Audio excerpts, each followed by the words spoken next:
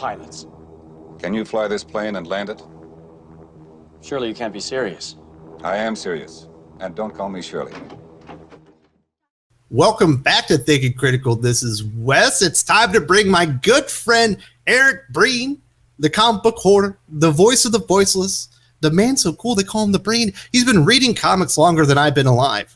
He's definitely got some opinions on these things. And I've noticed, I feel like lately, this has always kind of been happening, but they're amping it up. And I feel like the corporate entities within entertainment and comic books are just trolling people and trolling now, Breen. Is that something that you're seeing as well? How you doing, Breen? I'm sorry. I didn't mean to ask. I forgot to ask you how you're doing first. I'm doing well.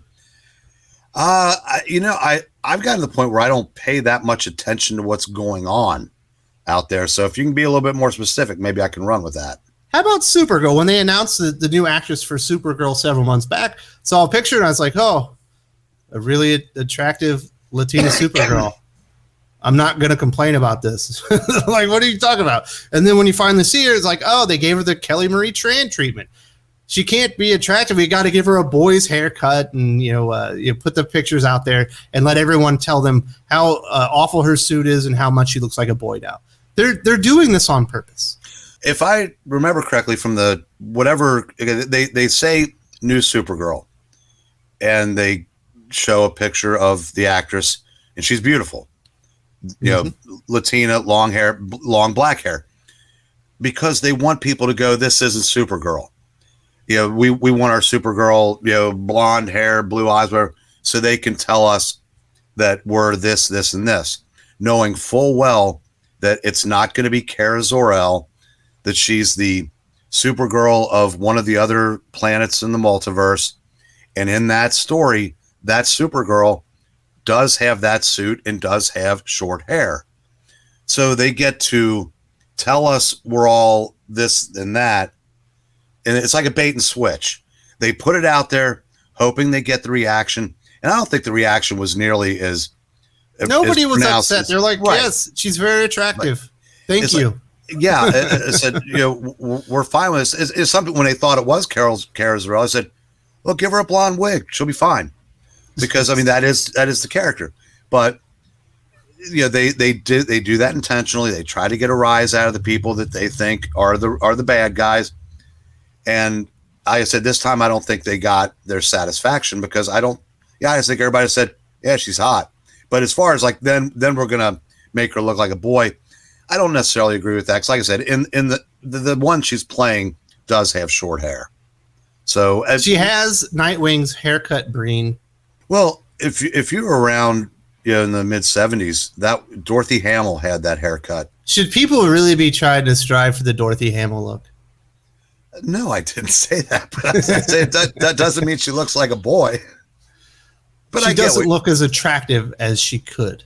No, I agree. And if they change the looks of characters all the time, whether it's they change the race or they change the ethnicity, they change the overall, they could have left her hair long. So maybe there's something to that. But it's like the one time they make a character comic book accurate, it just happens to be because maybe she doesn't look as feminine as other female characters. I don't know. They did it on purpose, Breen. They saw everyone was happy. They were like, "Oh, that's a great choice." Like, we can't have a positive reaction to this. We were looking for outrage. But they're not really getting the outrage as much as before. And certainly some people are still getting upset. For the most part, I think it's just apathy. People are like, whatever. I just won't go see that movie either. I think you summed it up best in a previous video when you said, am I supposed to be upset that Tim Drake might be gay now? What? It's Tuesday. Yeah. It's just they just keep doing this stuff. Yeah. It's eventually, you wear down. Crack a Coors Light? Coke Zero. Oh, I was like, this dude's drinking at noon. Yeah, it's 29 years on the wagon, and this is going to make it start again. The silver bullet. What do you think about everybody being trolled? Initially it was with DC with Batwoman. I think everyone was pretty happy with the with the casting choice. Obviously, that actress decided to leave the project, and then they just decided to create a whole new Batwoman out of the left field. It's been summarily rejected, but they won't stop. No one watches Batwoman, myself included. So Yeah, but no one watches it, but they won't stop making it. No, because again, it's more important to send the message than I guess even to hope that someone receives it. Because I said, as long as they continue to do that, they'll get their bat packs from the backpats from the usual suspects, and that seems to be more important than in comics. It seems to be more important than sales, and in entertainment, it seems to be more important than ratings, or in theatrical release than box office. Where did this all come from? Is it just the media? It feels like everybody's decided to take part in this, but they forgot to ask the fans if they wanted to be involved, if this is what they want. Well, it seems like everybody is competing to be the most progressive now, because that's the narrative now. I said the main entities of big tech have chosen a side, and that's the side they chose. So no one wants to go against that narrative, lest they be canceled. So, but there's so many properties out there that is so diverse. You look at Marvel, you got the X-Men. Obviously, they've had a movie. We haven't seen them in the MCU. You look over at DC, Legion of Superheroes. I can't imagine a more diverse a group of heroes that they could be adapting. You don't have to change anything. They're just waiting, sitting there. But I guess Superboy's not a big enough name to lead a team. I don't know. It seems like if you arrive at your you get more virtue by changing an existing character into something that you would like them to be, rather than going to a group of characters that already represent what you want to bring to the table.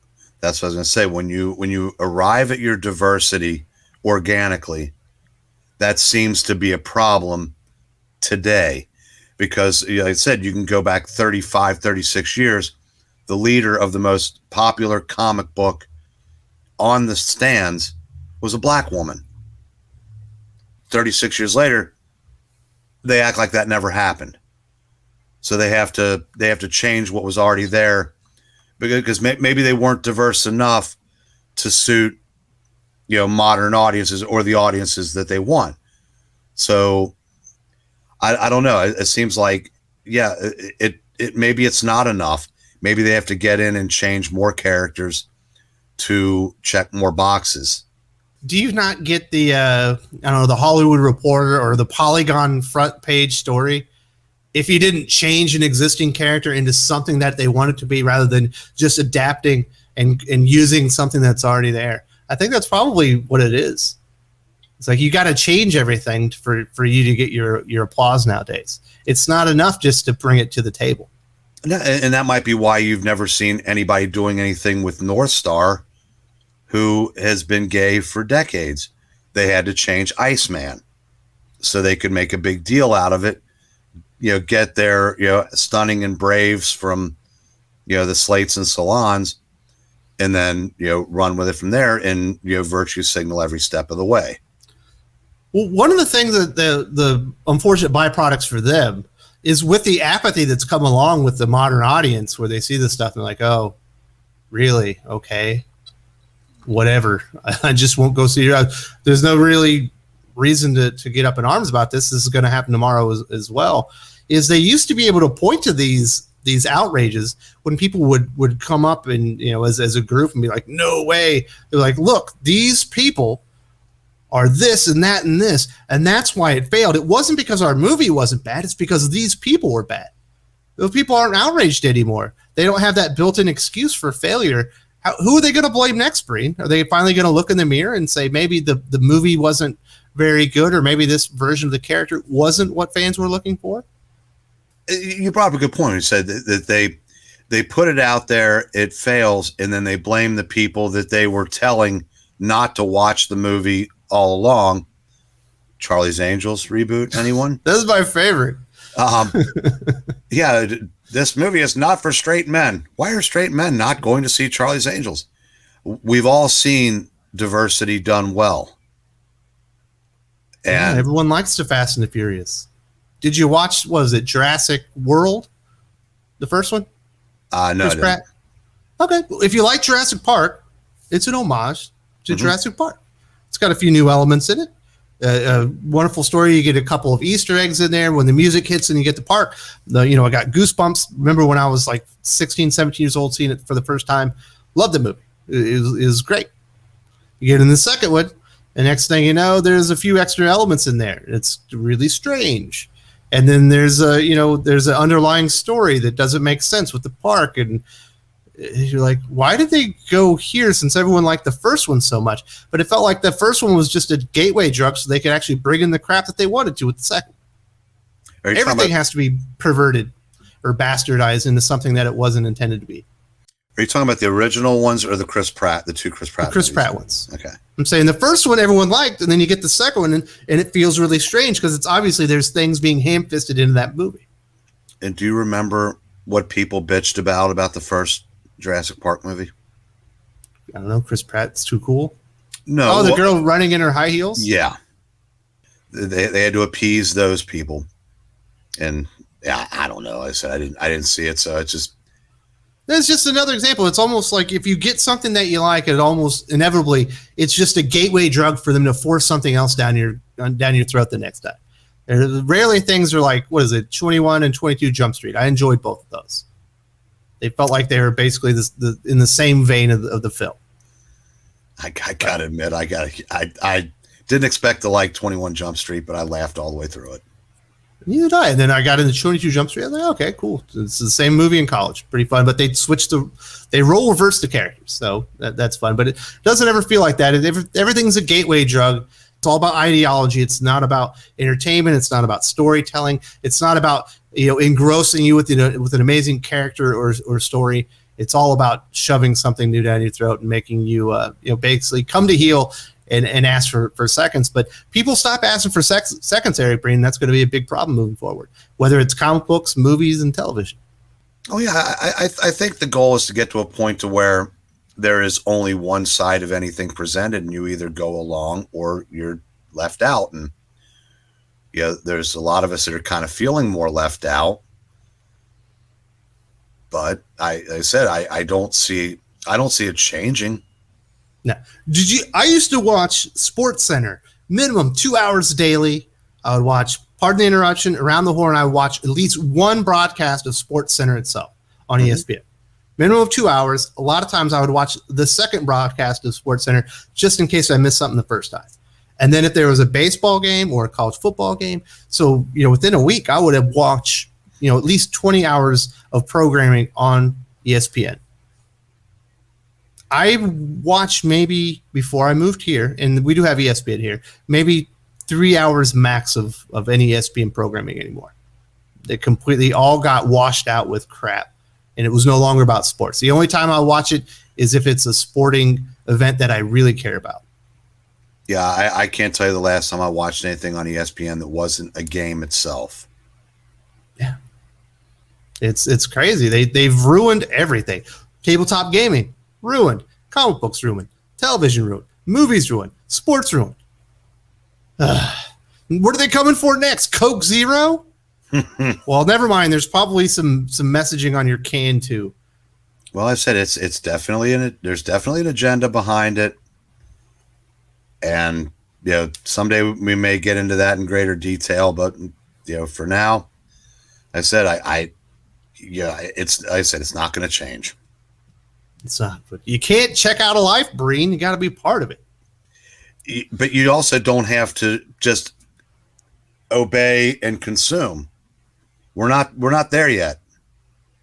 And I'm choosing to do neither when it comes to just the ever increasing number of entertainment that comes with an agenda. Eric Breen is leading the revolution, folks. The question is, are you going to follow? Yeah, good luck with that. If you enjoyed this video, please give it a like. I would appreciate it very much. It helps us attract more views for the channel. Subscribe for future commentary, comic book news, and reviews. And don't forget to ring the bell for notifications. If you want to talk comics, movies, and much more, you can follow me on Twitter at Wes_from_TC. With that, Salamat Po, and I'm out.